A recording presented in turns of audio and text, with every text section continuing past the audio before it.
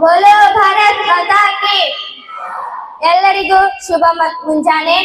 ವೇದಿಕೆ ಮೇಲೆ ಆಸೀನರಾದ ಅತಿಥಿಗಳೇ, ಅಧ್ಯಕ್ಷರೇ ಮತ್ತು ಮಾನ್ಯ ಶಾಸಕರೇ ಹಾಗೂ ಮುಂಭಾಗದಲ್ಲಿರುವ ಶಿಕ್ಷಕರೇ ಮತ್ತು ನನ್ನ ಸಹೋದರ ಸಹೋದರಿಯರೇ, ಎಲ್ಲರಿಗೂ ಮೊದಲನೆಯದಾಗಿ ಕರ್ನಾಟಕ ರಾಜ್ಯೋತ್ಸವದ ಹಾರ್ದಿಕ ಶುಭಾಶಯಗಳು. ಕನ್ನಡ ನನ್ನ ಕನಸು, ಕನ್ನಡ ನನ್ನ ಮನಸ್ಸು, ಕನ್ನಡಿಗರೆಂಬ ಹೆಮ್ಮೆಯ ಸೊಗಸು, ಕನ್ನಡವನ್ನು ಉಳಿಸಿ ಬೆಳೆಸು ಎಂದು ಹೇಳುತ್ತಾ ಕನ್ನಡ ರಾಜ್ಯೋತ್ಸವ ಅಥವಾ ಕರ್ನಾಟಕ ರಾಜ್ಯೋತ್ಸವ ಪ್ರತಿ ವರ್ಷ ನವೆಂಬರ್ 1ರಂದು ಆಚರಿಸಲಾಗುತ್ತದೆ. ಮೈಸೂರು ರಾಜ್ಯವು ಅಂದರೆ ಈಗಿನ ಕರ್ನಾಟಕವು 1956ರ ನವೆಂಬರ್ 1ರಂದು ನಿರ್ಮಾಣವಾದುದರ ಸಂಕೇತವಾಗಿ ಈ ರಾಜ್ಯೋತ್ಸವವನ್ನು ಆಚರಿಸಲಾಗುತ್ತದೆ.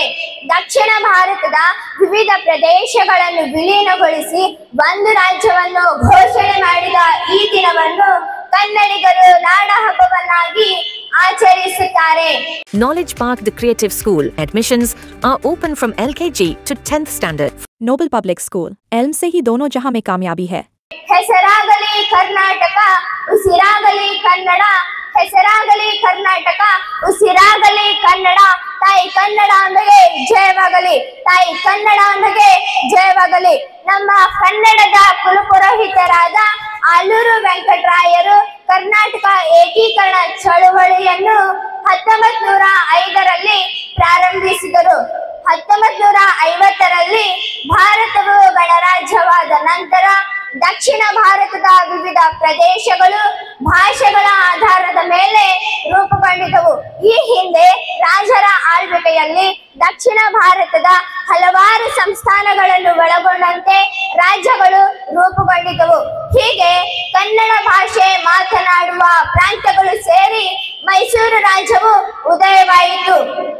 1956ರ ನವೆಂಬರ್ 1ರಂದು ಮುಂಬೈ, ಮದ್ರಾಸ್, ಹೈದರಾಬಾದ್ ಪ್ರಾಂತ್ಯದ ಕನ್ನಡ ಭಾಷೆ ಮಾತನಾಡುವ ಪ್ರದೇಶಗಳನ್ನು ವಿಲೀನಗೊಳಿಸಿ ಮೈಸೂರು ರಾಜ್ಯವನ್ನು ರಚಿಸಲಾಗಿತ್ತು. ಹಾಗೂ ಉತ್ತರ ಕರ್ನಾಟಕ, ಮಲೆನಾಡು ಮತ್ತು ಹಳೆಯ ಮೈಸೂರು ಎಂಬುದಾಗಿ ಹೊಸದಾಗಿ ರೂಪುಗೊಂಡ ಮೈಸೂರು ರಾಜ್ಯವನ್ನು ಈ 3 ಪ್ರದೇಶಗಳಲ್ಲಿ ಗುರುತಿಸಲಾಯಿತು.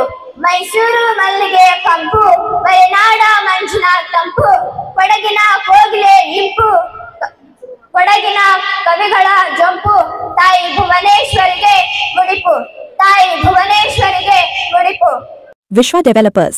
Deepavali bumper offer flat 20% off on all plots. Plots available in Sri Ram Nagar, Baswa Nagar, Baswa Pride and Gangambika Nagar.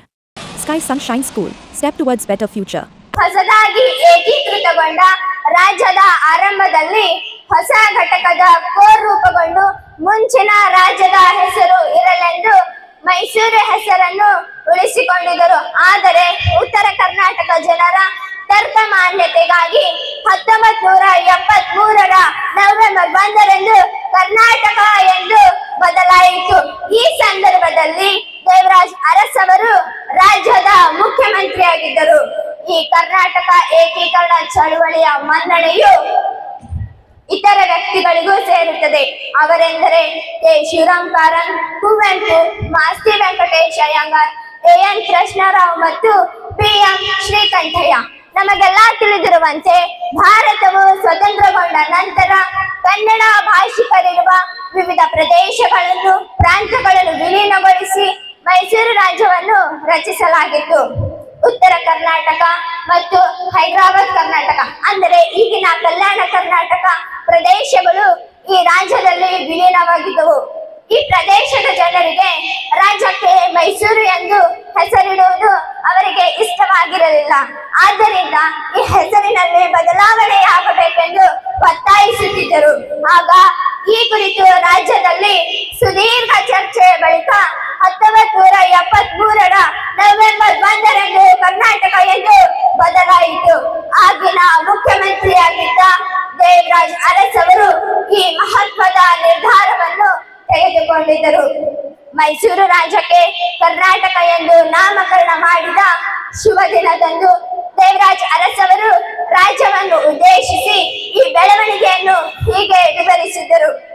Karnataka ಏಕೀಕರಣ ಚಳವಳಿಯ ಹಂಬಲಕ್ಕೆ ಸ್ಪಷ್ಟವಾದ ರೂಪ ದೊರಕಿದ್ದು 1916ರಲ್ಲಿ ಧಾರವಾಡದಲ್ಲಿ ಕರ್ನಾಟಕ ಸಭೆ ಸ್ಥಾಪನೆಯಾದಾಗ ಕರ್ನಾಟಕ ಏಕೀಕರಣ ಸಮ್ಮೇಳನವು ಧಾರವಾಡದಲ್ಲಿ ಮೊಟ್ಟ ಮೊದಲಿಗೆ ನಡೆಯಿತು ಮತ್ತು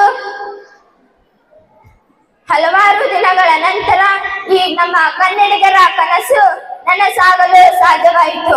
ಮತ್ತು ಇನ್ನೊಂದು ಮಾತೇನೆಂದರೆ ಕನ್ನಡ ಸಂಸ್ಕೃತಿಯ ಭಾಗವಾಗಿರುವ ಕನ್ನಡ ಅಧ್ಯಯನವು ಕಾಲದಿಂದ ಕಾಲಕ್ಕೆ ಹೊಸ ತಿಳುವಳಿಕೆಯನ್ನು ತನ್ನ ತೆಕ್ಕೆಗೆ ತೆಗೆದುಕೊಳ್ಳುತ್ತಾ ಬರಬೇಕು.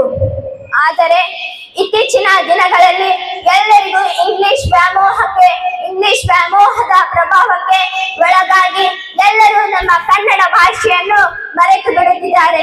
ಆದರೆ ಇದು ನಮ್ಮ ಕನ್ನಡಿಗರು ಈ ರೀತಿಯಾಗಿ ಮಾಡುವುದು ಸರಿಯಲ್ಲ. ಆದ್ದರಿಂದ ಈ ರೀತಿಯಾಗಿ ನಮ್ಮ ಕನ್ನಡ ಭಾಷೆಯನ್ನು ಮರೆಯುವುದು ಇದಕ್ಕೆ ಪ್ರಮುಖವಾದ ಕಾರಣ ನಾವೇ. ಏಕೆಂದರೆ ನಾವು ಬೇರೆ ಭಾಷೆಯನ್ನು ಒಲಿಯದೆ ನಮ್ಮ ಕನ್ನಡ ಭಾಷೆ ನಮ್ಮ ಮಾತೃಭಾಷೆ, ಕನ್ನಡ ನಮ್ಮ ಭಾಷೆ, ಕನ್ನಡ ನಮ್ಮ ನೆಲೆ, ಕನ್ನಡ ನಮ್ಮ ಉಸಿರು, ಕನ್ನಡ ನಮ್ಮ ಜೀವ ಎಂದು ತಿಳಿದುಕೊಂಡು ನಾವು ಬದುಕಬೇಕಿದೆ. ಅಂದಾಗ ಮಾತ್ರ ನಾವೆಲ್ಲರೂ ಕನ್ನಡವನ್ನು ಉಳಿಸಿ ಬೆಳೆಸಲು ಸಾಧ್ಯವಾಗುತ್ತದೆ. ಮತ್ತು ಅನೇಕ ಕವಿಗಳು 8 ಜ್ಞಾನಪೀಠ ಪ್ರಶಸ್ತಿಗಳು ಮತ್ತು 3 ರಾಷ್ಟ್ರಪತಿ ಮತ್ತು ನೃಪತುಂಗ ಪ್ರಶಸ್ತಿ ಮತ್ತು ನಾಡೋಜ ಪ್ರಶಸ್ತಿ ಹಲವಾರು ಪ್ರಶಸ್ತಿಗಳನ್ನು ಪಡೆದಂತ ಈ ನಮ್ಮ ಕನ್ನಡದ ಪುಣ್ಯ ಭೂಮಿಯಲ್ಲಿ ಜನಿಸಿದಂತ ಮಕ್ಕಳು ನಾವಾಗಿದ್ದೇವೆ.